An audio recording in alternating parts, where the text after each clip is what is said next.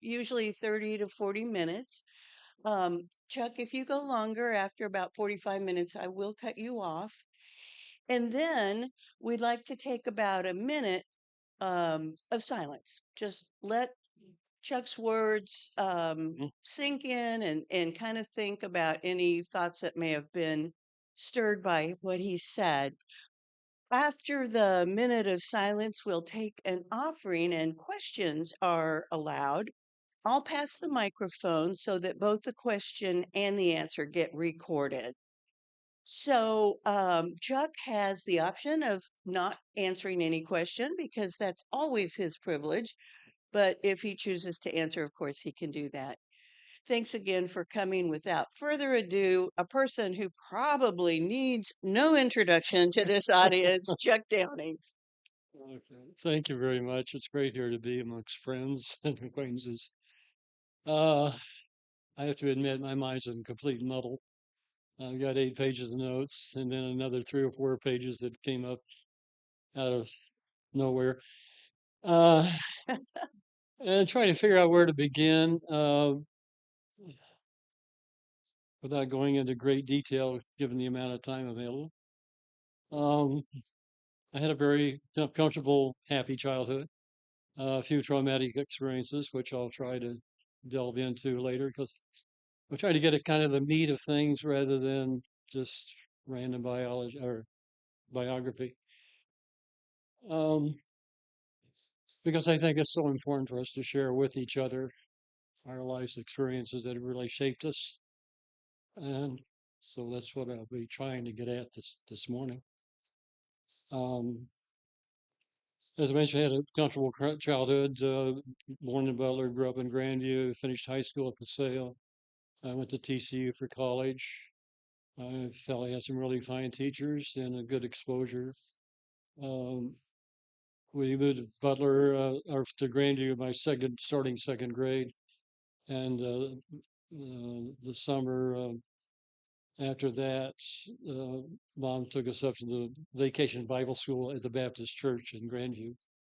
And about the fourth day, I came home saying I'd been saved and answered the call. We very promptly started going to my mom's church, St. Mark's Lutheran in Kansas City. Had to get out of that. And so that my religious history is shaped with the Saint being Lutheran at St. Mark's Church. And this is the family church, grandfather's memorial, uh, stained glass window on one side. We always sat right below that. Um, so, let's, oh dear, where am I? Where am I guess I guess my first memory, a religious memory, is maybe age 5 and in a hall somewhere, and they're singing "Jesus loves you" or "loves me," and then just kind of growing up, hearing the gospel message and all that. I spent a lot of time, many times, I reread Corinthians 13 and Sermon on the Mount, and I just went back to these texts over and over and over again. So I guess I was focused on behavior and values, and not on being saved. Uh, I guess my first notion of God, I'm 5 years old. We're in Fort Sill, Oklahoma, and my brother's 3 years older. He's always gone and away from the house. Uh, so I'm playing in the backyard alone, and I remember thinking maybe God's up on the roof and he'll come down and play with me if I behave, if I'm good. Well, of course, that never happened. Um, a few years later, as a kid, I can remember laying in bed, trying to go to sleep, and then trying to figure out, um, am I an angel who came down to earth? And then I don't have any memory of that. So I guess that's not going to be the case. Um, then we were encouraged, the Sunday school teacher, after confirmation class, I mean, I bought the whole package at confirmation, the Apostles' Creed and all that. But then the year following, our Sunday school teacher was really encouraging us to think for ourselves and ask questions. And uh, and I think I had an inclination to do this. I was kind of doubting my father's authority anyway, so this sort of fed from that. Um, so anyway, then my best friends in high school, we a lot of philosophy and theology discussions, and the idea of God becomes increasingly abstract by the time I finished college. And well, up to this point today, then I think any concept of God that we have is inadequate to explain this incredible miracle of existence, this incredible universe, the size and scope of it, and to think that there's some conscious mind feeding all of this and controlling it. I have a really hard time figuring out how that could work and figuring out where did everything come from, and if it came from God, where the hell did He come from? So it's just I say, okay, never mind. The questions are very interesting, and I think they're better than I think they're more interesting than the answers, and I think they're always worth pursuing and wondering. And as Morris knows, and we've discussed several times, the ultimate thing right now for me is just respecting this great gift of being and the awe and wonder that it can bring to us. So that's sort of my religious part. Um, I think I'm going to read a few quick poems, a couple of bits from my childhood and things that uh, I had a midlife crisis. Nobody else did here, I'm sure.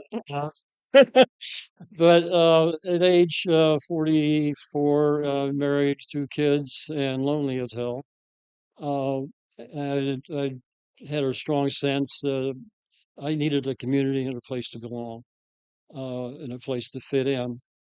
Um, so one dramatic evening, St. Patrick's Day in 83, yeah, I picked up and left the house and knew I was off on my own at that point.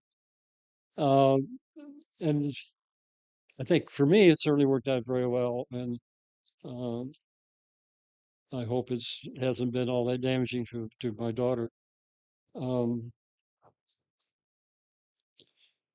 but as soon as I left, I knew this is where I needed to come. I'd known about all souls and knew about our seven principles and all on. And I had bought in that we make no creedal demands very early, long before I started coming to All Souls. That was what, well, if I ever wanted to join the church again, this is where it's going to be. And it was absolutely right for me, and it has been ever since. There have been conflicts, there's been struggles, and I've had disappointments, and and all. But I think we all have, and we work through them, and it's a safe place for that. I think that's been the most important part. Um, okay, several things happened during my childhood. A couple of things.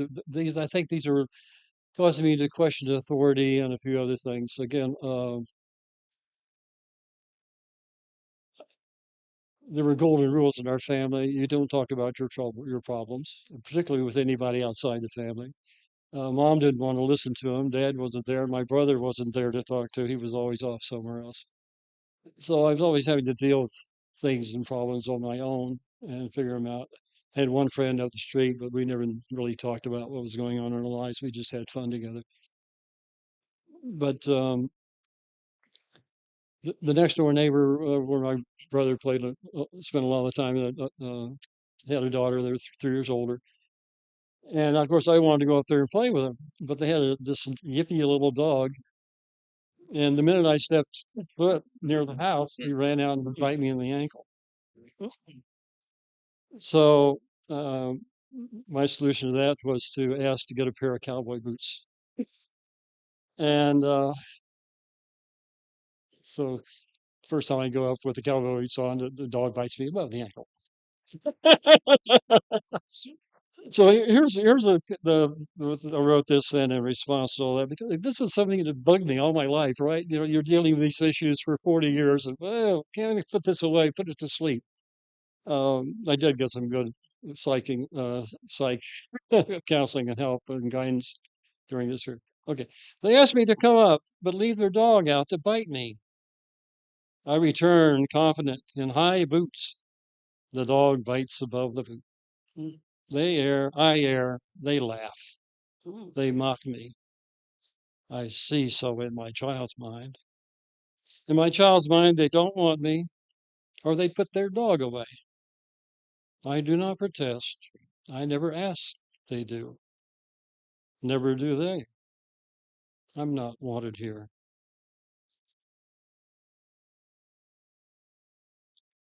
Another incident is we rode school bus. We were just outside of Grandview.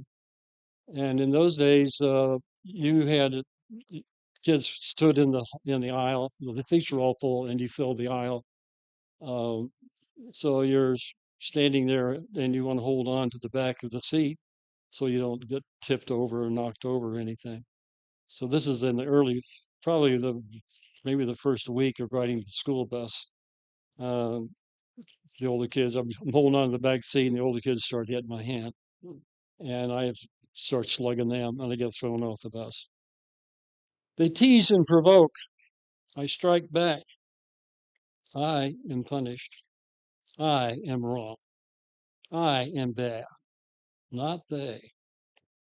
I must not be angry, nor defend, nor stand up to them. Ignore them. They'll leave you alone. Yeah, they do leave you alone. Thinking, seeing you don't care. My anger hangs inside me while I ignore them and hangs there. None can be trusted with that anger. I must hold it more here, but it eats at me, burns and cuts and bruises. But they struck me first. With fists and tongues they struck me. Blessed are the meek in spirit. Turn the other's cheek and turn again and again. Trust me. I think the thing there probably was that, I had to go to apologize to the bus driver. Hmm. That really galled. Mm. There was no defending me against them.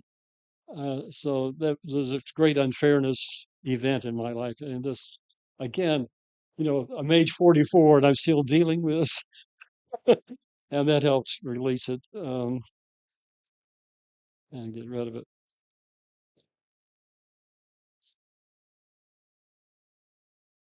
So I'm going to skip a lot of stuff here, given the amount of time we have available. Well, I want to read this for you. I, 44 now, never felt or feeling that I have to prove that I'm a man. Have always just known that I'm a man. No, not always proud or glad of it, but I've read my history and read the papers and know what men have, will, and might do. And being a man, I do what I feel I must do, and too, must sometimes do things I'm not sure of either, but try to do my best, mostly. And I, now 44, can say I now feel whole. No tears or separations within myself. All seems to have fallen into place. I quit hiding, and it happened. Hmm. Old conflicts put to rest. Do they only rest? Will they rise up again from time to time? Do I? I think so. Know now how to shake them apart and loose from me. But I, now 44, feel ready to go on in earnest, do what is important to me, and trust it will somehow be important too to others. If not when done, if not at that time, then later. And as good for them as I mean it for me.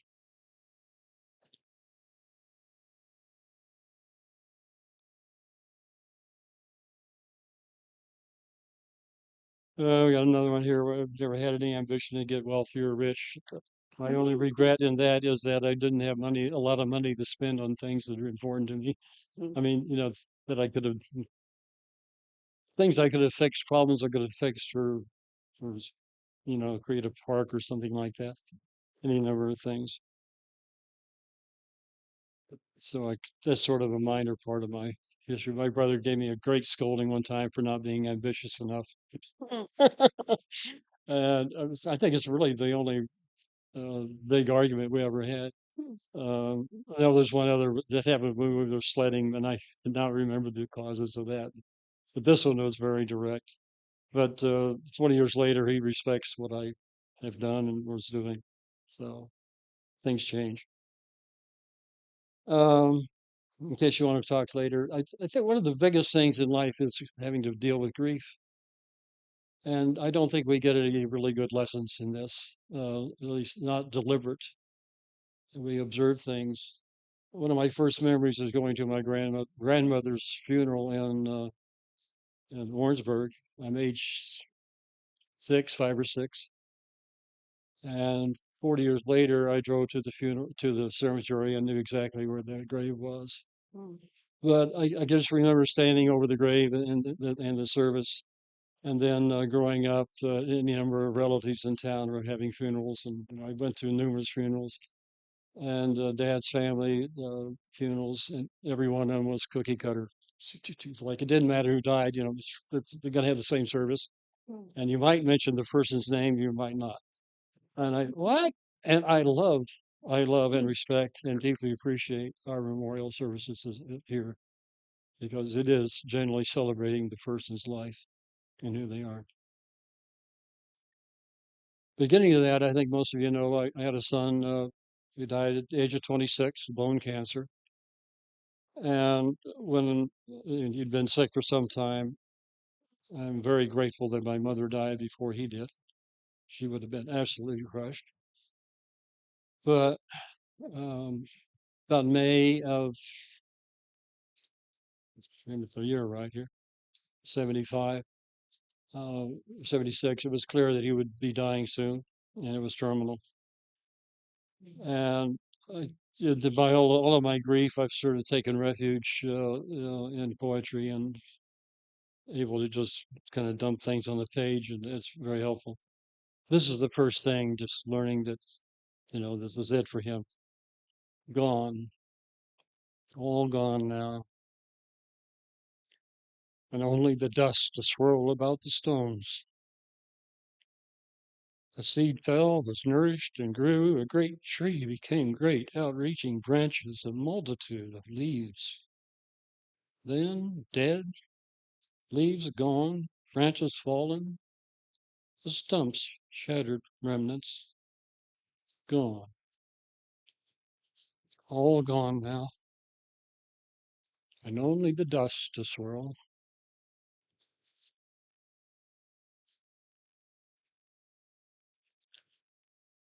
About a week later, I wrote a farewell poem for him, which I do want to share. I may not get through it for Chris. I want to say I was able to read this to him the night before he passed, or 2 days before he passed. And this passing, he was incredibly brave, and dealt with it extremely well. His best friends were able to come and be with him, and then I and his sister and mother were with him. He died about 3 o'clock in the morning. His brother and I got into a real heated argument about 11 o'clock. Oh. And I started to come back home and got halfway home and said, "Damn it, I'm not spending being driven away from my son's death." And went back and made up with Sandy and was able to spend the night. Um, After he passes, he called. He died about 3 o'clock in the morning. We called maybe 3:30 or 4 o'clock. So here comes the ambulance, and here comes the fire truck. And here they are stomping all over the house and trying to resuscitate him. I said, "Oh, man, it's just totally outrageous. Totally outrageous." So finally, after he's gone and the things settled down, I went to Memorial uh, Swope Park, the entrance to Swope Park, this wonderful, wonderful, great open lawn. It was a very foggy, dusty morning, but it was very, very comforting to be able to do that. But anyway, I do want to send this. How are we doing that? Where'd you go? We're fine. For Chris. Our son sleeps now. He's heard his he's heard his favorite story and told us of his day. His eyes, so clear and full, close quietly. Our child sleeps now. We can touch his hand, kiss his forehead softly, and gaze with joy and wonder. We straighten his bedding and leave him to dream anew. His day was full, waging his own battles, private battles between the forces of good and evil. His evil forces never win. Only the good are left standing. I'm alluding to his playing with all of his action heroes. Mm. Our son sleeps now. The child becomes the man. The dark, horrid sickness has ended, and he rests quietly, at last, quietly. And now we must leave him to rest. But before we too sleep, we shall look in on him again and again, should he wake through the night, and wait to hear his laughter in the morning. And that is when he's 3, 4 years old and come running in, jump in bed, and just laughing and happy as all get out.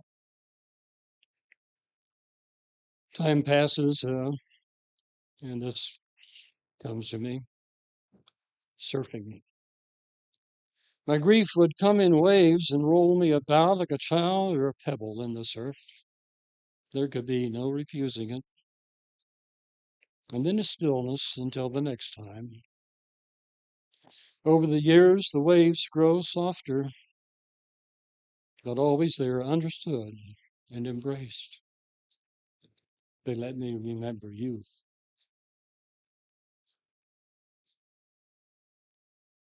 And this is 25 years after. Grief is always with us. The words fall flat, dead upon the page. They cannot hold nor bear my grief and my rage. How dare he leave my son to die? How dare I ask the answer why? But yes, I dare to ask and curse this vast, indifferent universe that so wantonly let die this beloved one. The words lie calm. The storm is past. The words lie warm, and I, in sweeter memory, do hold love still and tight. Uh,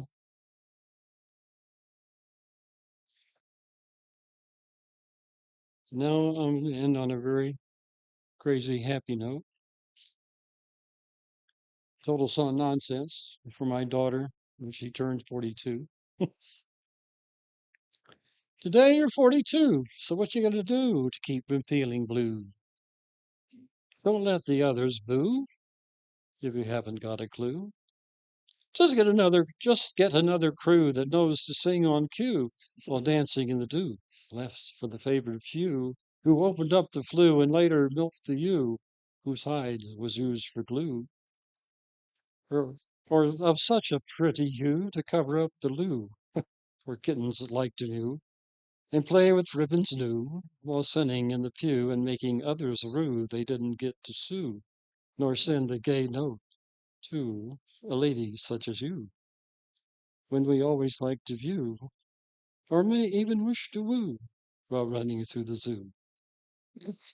So who's that fiddling blue? It's not you, not you, not you. I'll stop there. I've got 4 hours more material. Thank you. Thank you, Chuck. Let's take a minute.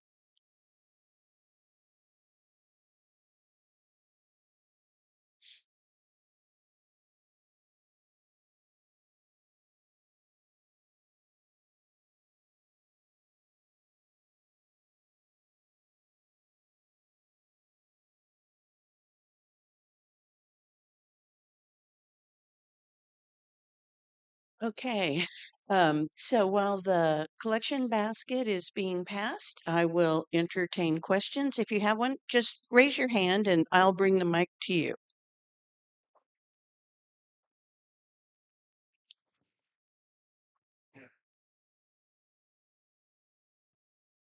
I wanted to ask you your opinion about grief because there's sort of a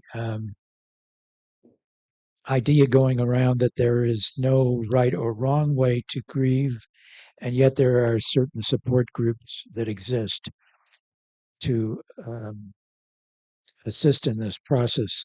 Could you talk about your own attitude toward all of that? Um, I think if you want a support group and people to talk about it, I think it's, if you can find one, wonderful. Um, I'm not sure that I've really, talked about it with people here. I know they're available. They would be available if I wanted to. Carol was an incredibly supportive presence. It's not that we could talk about it or that I tried to talk about it with just having her there and present. There were responses after my son died. A few people, one person said something, well meaning, of course, but it just made furious. I just blew up and exploded. Mm. Um, Another friend, and I still count a very good friend, her comment was, well, don't you feel guilty? And I said, well, why would I feel guilty? I didn't cause his cancer. So you get all sorts of strange, maybe unexpected or marks, but then I'm thinking, where are they coming from? And I can deal with that. I mean, my mom's next door neighbor, a very religious person, and all these God words around me, and I wrote a poem in that. I don't buy your theology, but thank you for your concern. Was and the whole point of the is to recognize that they are at least concerned and caring, and however awkwardly they express it. And a very telling moment for this was the night my son is dying. My brother, he's in Connecticut. His wife calls, and she has to talk to Chris. And they talked for a little while, and then I asked John if he would like to talk to Chris, and John, I don't have any idea what to say to him, and he couldn't deal with it. And this is my bigger brother, my hero, growing up, my absolute hero. And he was so I think he'd had so little experience with death living in Connecticut. I wasn't going to all these family funerals all the time, and he was removed from all of that. He never had been to all the hospital visits for mom and dad the times they were sick, so he wasn't having to deal with that directly. So some of us, I had a lot of exposure to it. Others have not, and but again, in terms of how do you deal with it, and what can comfort you, and what is hardest on you, if there's chances to share that, um, I'd be happy to do that if someone's wanting to. I've often thought of suggesting to Aaron and Kendall that perhaps they do a service on grief management. Um, Thank you. Behind, Hang on, that's all right. please. And then you're next. Thank you, Chuck. In regard, when you said you had a quote midlife crisis, did you also consider that a spiritual crisis as well when you were just mentioning Uh, that? no, I wasn't worried about religious questions. They were the it was most of it was focused on unresolved conflicts growing up. Conflicts with my brother, conflicts with my dad, uh, and then how these things affected my career, professional career, and being able to manage with issues at work or in life for that matter. So it was, and the unresolved conflicts had to do with things I had done wrong and knew what I'd done wrong, and the times that I got scolded or accused when I knew I had not done something wrong. And having mom, we had golden rules in the household. Mom's dictum was don't upset your father. The other thing she would say is, I wish John would stay home. So I stayed home, right? Felt obligated to stay home. Um, and then, Mom, if you had a problem, she didn't want to talk about it. So I didn't have anybody to go to for. My brother wasn't around to talk to. The dad I was afraid to talk to, and Mom didn't want to listen. So I tried to solve my problems by myself. And there were a couple of therapists who were very helpful after I left the first marriage. One of them was Frank Aitman. And he did a little exercise one time that it just opened the door for me. It was, and I know he set it up deliberately, and it worked just beautifully. But it gave me permission to forgive myself, and so there was a big breakthrough. You just made a, a reference to your career, and I got here a couple of minutes late, but I really don't know what your career has been, Chuck. And I wonder if you would Okay, mention that and how that has intersected with these sure. other things. Yeah, very briefly. I was going to go into ministry, and then that all fell apart. I did. I quit believing all these things while I was I went to TCU. Um, was writing letters back and forth with my brother a lot, and he saved all these. He sent them back to me, and I was looking through them. And I said, oh my God, I was a Unitarian, and I didn't know there were Unitarians. I didn't know anything about it, and so if I had known, I might have actually gone into the ministry. So instead, I finished with a degree in history and philosophy, and didn't quite know what I wanted to do with my life. And the Peace Corps had just been created. I managed to get into an early group in '63 or '61. Um, so I went off to the Philippines in the Peace Corps, which was a wonderful experience. To be honest, I'm not sure I did a whole lot of good for anybody, but I had a wonderful experience, uh, and I mean, it was wonderful being with those people. They're just a wonderful place to be. Um, and Americans walked on water at the time because they had gotten the Japanese out of the Philippines. So you could do no wrong as an American. I came back. I thought I might go to graduate school and get a degree and go back to teach. And after about 2 months of that, I said, no, never mind. I want to get a job and start making a living. And the City Hall was advertised. They wanted to hire an ex-Peace Corps volunteer. And I went down, knocked on the door, and okay, so I got a job. And I spent the next 18 years at City Hall, faceless bureaucrat, budget office, community service, parks management and stuff. And then I decided to, you've read the book, What Color is Your Parachute? And that was very popular at the time. And I read that and it didn't make any sense to me. What color is your parachute? It was real popular at the time, trying to figure out what kind of career would be best for you. Well, all my aptitude tests were for mechanical skills, real high mechanical aptitude. But anyway, so I tried. Decided I wanted to get out on my own, and I'd be sitting at my desk. I'd have these visions in the back of my head. I'm hanging wallpaper or I'm painting a room. But instead, I got a franchise, and this is a small business accounting service, and I did that for 2 years. God, I hated that. Uh, I didn't want to deal with other people's money, and I didn't want to have to go out beating the bushes getting clients.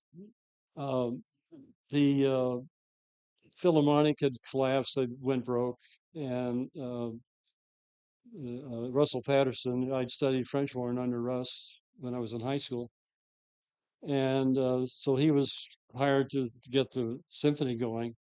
So I called him and said, "Do you think you might have a job you could use me?" Yeah, you can be my ticket manager. So I spent 2 years as ticket manager. Now I love the irony of this. I was a budget analyst for 8 years while I was at City Hall, and as a ticket manager, I overspent my budget. And Russ said, Russ has to deal with the board of directors, and you guys, you overblow your budget, you're out of a job. Well, frankly, to be honest, I didn't know I had a budget. I had not been told, but it was. But anyway, I didn't fight that. I said, okay, so I'm out of a job, and this is June of what? Yeah, 84, the year after I left the marriage, and I'm at Rayanne and Sherry's probably after dinner for 8 or something, or Wednesday night potluck. anyway, visiting, and the Kay Hake is there. She says, "Hey, my neighbor wants to get to, I'm out of a job. I've gone down to unemployment." And I said, "I never want to go down there again. Horrible." And so I go over there, and Kay says, "Well, my neighbor wants to have their house painted. Are you interested?" I said, "Yeah, why not?" Happily, my dad had taught me just enough to do things, and how to do things. So I halfway through painting that house, and she comes out and says, "Well, so and so wants you to give her an estimate when you get done." And from that point on, I never had to look for work. I spent the next 13 years painting houses and hanging wallpaper and fixing, whatever. I didn't do plumbing and I didn't do wiring.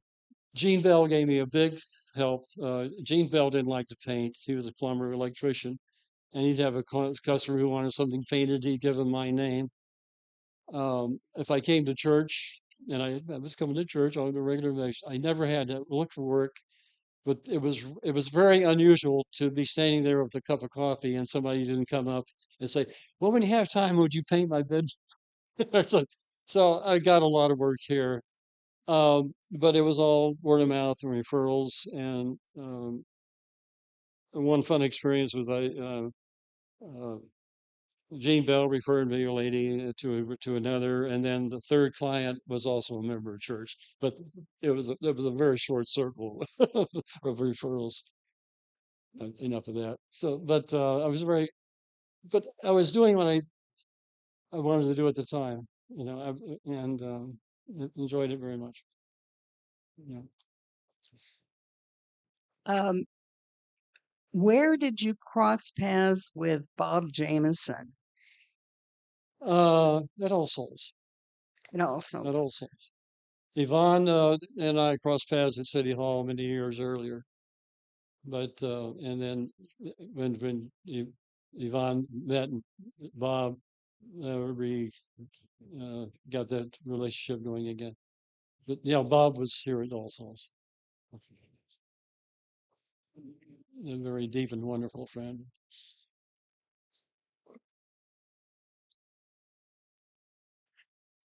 Chuck, you said that I think it was your big brother said you weren't ambitious enough. Yeah. Right.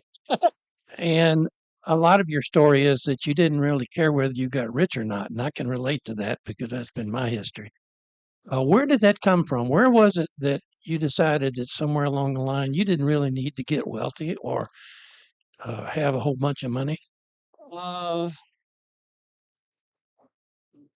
my grandmother's mom's mother, uh, their family had a very successful meat business in Kansas City. She was well off, and then my great uncle was very well off. He's got a wonderful house, 62nd in Ward Parkway. Um, so had plenty of money, but they weren't happy. It was, the underlying message you got back was they weren't happy. Uh, the the thing they uh, related to this is that mom had two brothers and an older sister, a younger brother, and anyway, she was one of four. Dad had five siblings. Um, in both cases, half of us quit speaking to the other half. My dad didn't have anything to do with one brother and a sister, and they didn't even come to each other's funerals, kind of thing. Uh, so you see all this conflict within a family. It didn't matter having money. Another part was uh, we were leaving Fort Sill, moving back to Butler. I had a tricycle, and there wasn't enough room on the bus on the truck for my tricycle. Well, we'll get you another one when we get to Butler. Well, I never got another one. A little years later, I had this great lust for this cat pistol. Probably 11, 12 years old. I finally got the cat pistol. And sometime later, I did something that made Dad very angry, and he smashed the cat pistol. And after that, he kind of apologized and offered to get me another one. So never mind. And at that point, I lost interest in owning things and having things. I'm much more interested in making things and doing things. So that's where my last part of the career is very satisfying, be able to do and make things and kind of figure it out by myself. Um, I really enjoyed being a city hall bureaucrat, frankly. But those years, it was like I was doing what I was supposed to be doing, not what I wanted to be doing. Although I did want to be doing it, but it was more obligation than duty. But it's a wonderful experience working there, and I think it's helpful in a lot of ways. Thank you, Diane. Mm. I hope most people in this church know how much you do for the church. You manage the grounds, and if there's any painting needed, you do it. And one of the things you also do when you work is it seems to me that you try to build community. You have a beverage after you work, maybe go to lunch. Can you talk about that and Yeah, how that enriches everybody? right. Um, yeah, no, I love doing things around here. This is my avocation. Keeps me out of Carol's hair, and not enough to do at home. I could be writing a biography or trying to publish stuff, but never mind. That'll wait. I just like being over here. I was going to use the illustration of Edmund Wilson was a entomologist. I don't know what do you call it? Studied ants, Mm, and one of his main conclusions about ant societies and behaviors is say this is a colony, and you have the queen, and everybody else is working, right? mm-hmm, Everybody else is a worker, and the trick on the worker is that if they see that something needs to be done, they do it. You don't have a hierarchy. You don't have people giving directions. And I try to fill that role here. I see something needs to be done, and I'm, just, okay, go ahead and do it. Or if I can't do it, I'll find somebody who will. But I just enjoy being able to do that. I fault myself very much on grounds that Morris and I come together Tuesday mornings. Uh, to be fair to the church, I should have about 6 or 8 people involved in groundskeeping so that we all know what needs to be done. And I'd like for more people to know how I think it ought to be done, but people are going to do how they want to do it, and I have to accept that. But years earlier, we meet together once a month on a Saturday, and we do something, and then we'd all sit around and have a beer and a good loaf of bread and some cheese or something. But you're right; it's important to involve others in what you're doing. Uh, I've done the auction numerous times, and the thing I love about doing the auction, okay, you got a list. I need 50 people, and here's all the things I need these people to be doing. I mean, 40 of them are going to bring treats, something to eat, right? But and the emails make it so much easier now. I mean, 10 years ago, you had to get on the phone and call everybody to line things up. But the last few years, you just send out an email to 40 people. Can you bring a treat, something to the auction? And boom, you got it. mm-hmm. And then there's other just kind of key positions you have to fill and make sure somebody's going to do it. Um, but the thing I love about it is you ask someone to do something. Oh yeah, sure. The only time they say no is I'm going to be out of town or I have company coming. Otherwise, this congregation, this membership is wonderful in working with.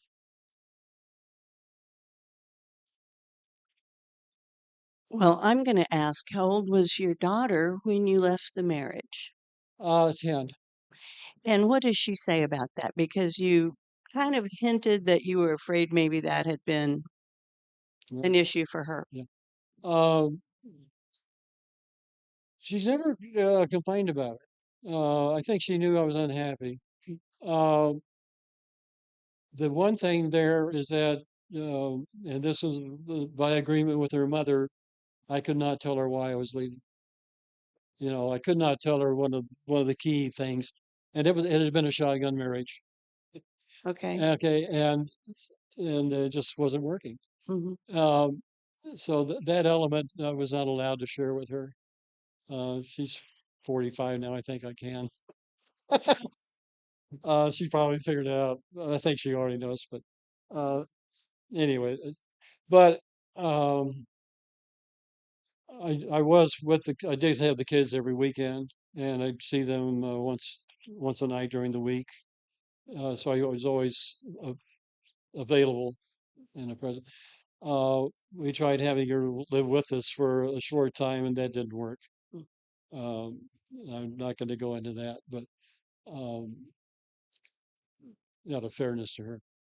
Um, but I think we have a pretty good relationship at this point. She's 44, and we're going to have lunch with her afterwards today. Other questions?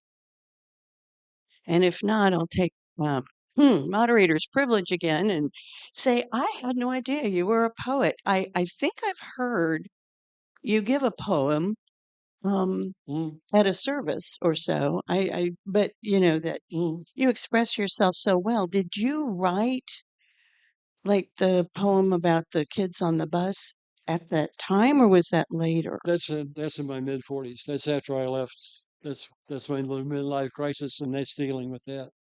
That was just letting that story come out and get it down. This is part of the therapy guidance I was given. Just write it down, and then throw it away. And I can share this with Carol's. I've told this story.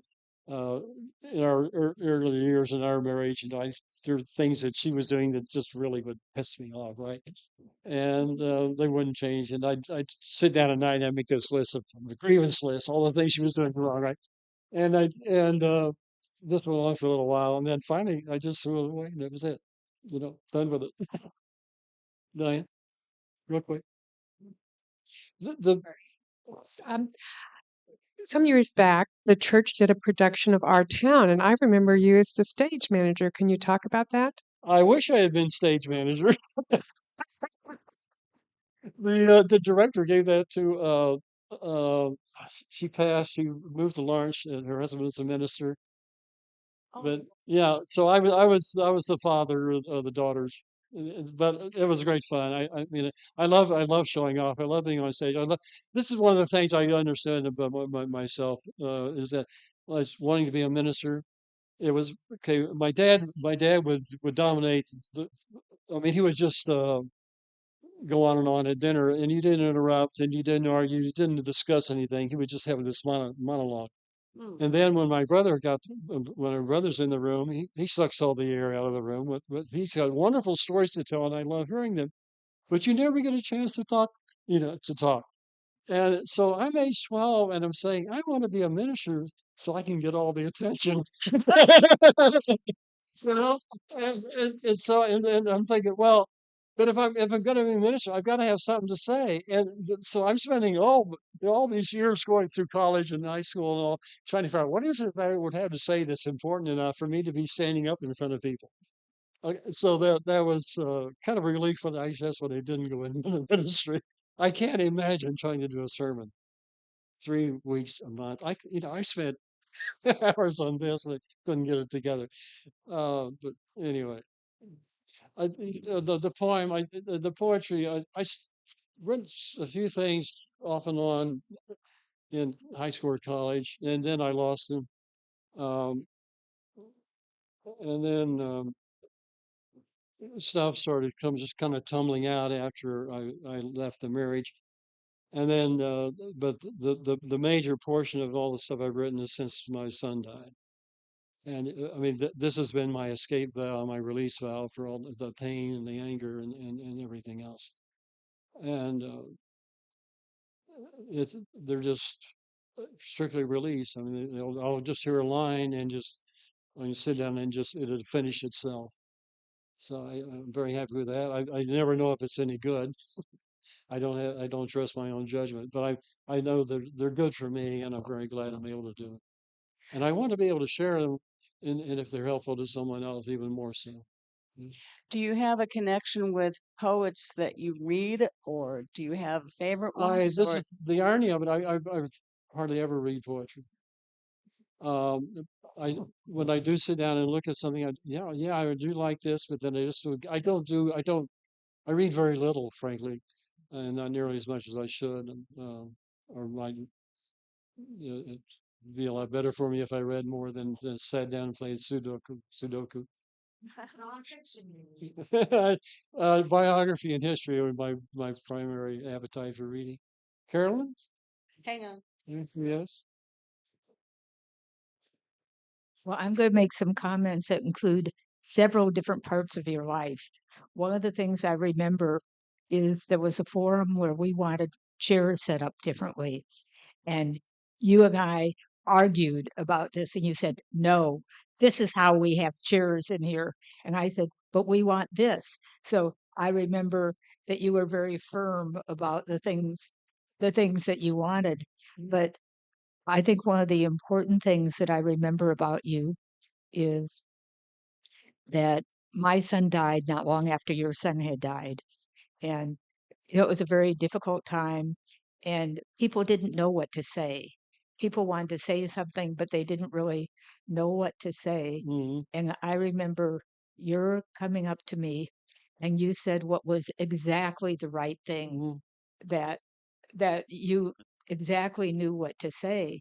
And I was kind of astonished by it. But then I realized, well, you had just dealt with the same thing, the death of a son, so that you would have a better idea about how someone might be feeling. Mm-hmm. So that's one of the things that I remember about you, that you said exactly the right thing, that you knew what to do.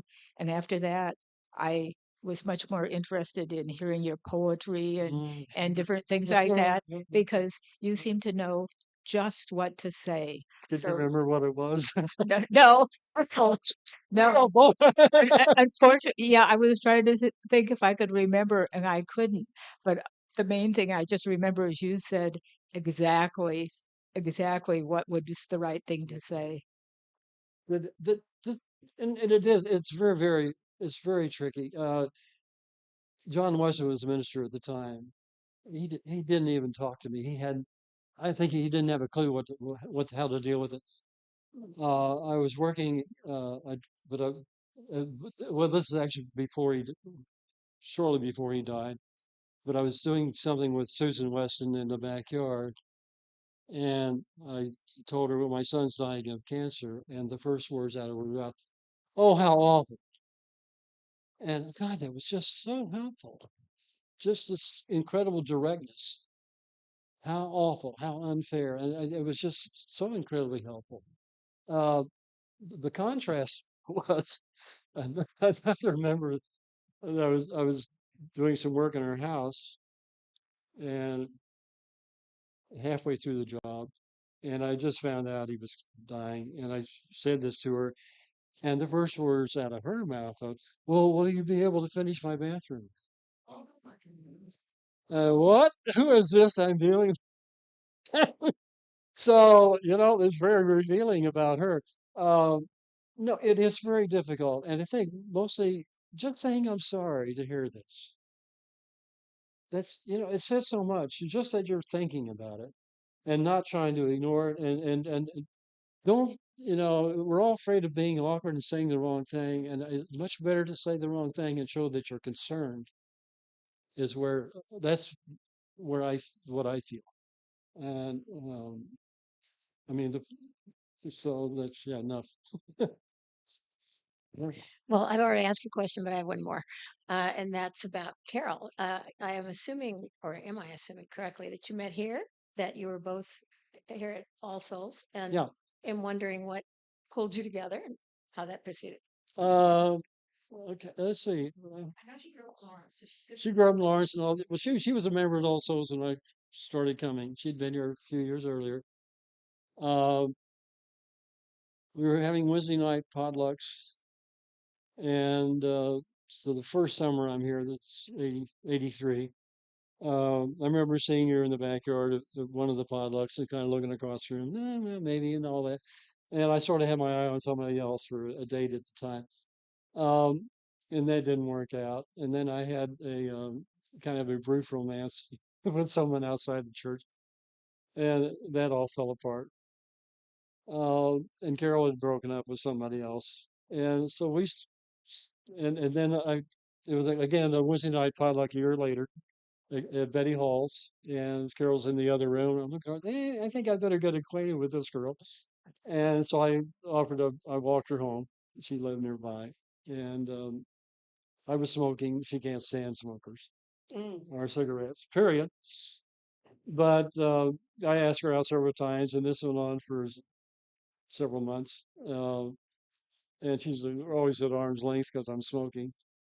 But the relationship was sort of developing, and then finally, along about October, he says, "Well, what if I quit smoking?" Is it? Oh, okay.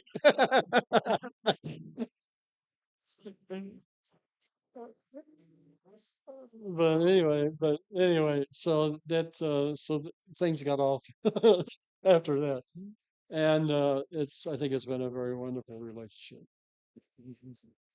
Very helpful. And happily, she and mom were just really good with each other, and she was extremely good with mothers. But she was passing, so and her dad. There's one other thing. I just life story real quick. Uh, my father committed suicide. I'd been a member of the church for a few years, and Judith Walker Riggs was minister. He had been ill, had been in a hospital, and he had he had talked all of it. He talked all the years I'm growing up. He was talking about his father who committed suicide. He had prostate issues, and they couldn't treat it at the time, and it got too bad, and he shot himself. He had an uncle who committed suicide for health reasons. So Dad would talk about this often. Then he would talk about how the Chinese and the elderly, they put them up in the upstairs room and leave them without any food or water. And the Eskimos taking the winter walk. So just laying the base here of, this is acceptable. In his view of the world, this is acceptable. God's not going to send you to hell for it. And he's a strong believer. And so I'm at church, and well, I brought him home from the hospital that morning, and for the first time in his life, he put the seatbelt on. He wanted to get home in one piece. He was totally disinterested when the doctor came in and told him all of his meds and what to do and everything else. He was sitting there waiting to get out of the room. And so now, so we got him home, and I came back. I was over at church. I was painting the window of Simpson House, and somebody comes over. You go home right now. Something's wrong. So, and home was 45th and Walnut, 4 blocks over. So I got over there, and Dad as soon as he was alone, he'd gotten a shotgun out and shot himself. And the detectives there were saying, "This happens a lot. Don't blame yourself. Your mom's next door. She's taking care of you." Of her. It was very sudden, but it was a really. Dad was angry, unhappy, miserable. He was making life miserable for mom. He was doing what he knew was the best thing. And my brother have always been very grateful that he did it, given the circumstances. Um, and but the thing that happened then from that, in relation to All Souls, is they're having the wake for my dad at funeral home down on Gillum Road, Simon Clerk. And I'm in the room with mom, and people are starting to assemble. And suddenly, here comes Charlie Bibb and Linda McNicholas and one church member after another, and this community embracing you. And that just absolutely cemented it. Totally. Um, so, and then just wonderful support too with Chris's loss. Mom's passing was very peaceful and totally expected, and quite calm. Thank you very much, Chuck. And one final comment from me, if you'll accept it, and that is you spoke earlier when you were doing as you put it, the religious part or whatever you called it. Anyway, about the absolute miracle of existence. And uh, I see that respect in your gardening, wanting to use native plants and let things grow and, see what happens. Um, so thank you for sharing that miracle. Thank you. Thank you. Mm. All right. See you guys next week. Thank you all very much. Thank you.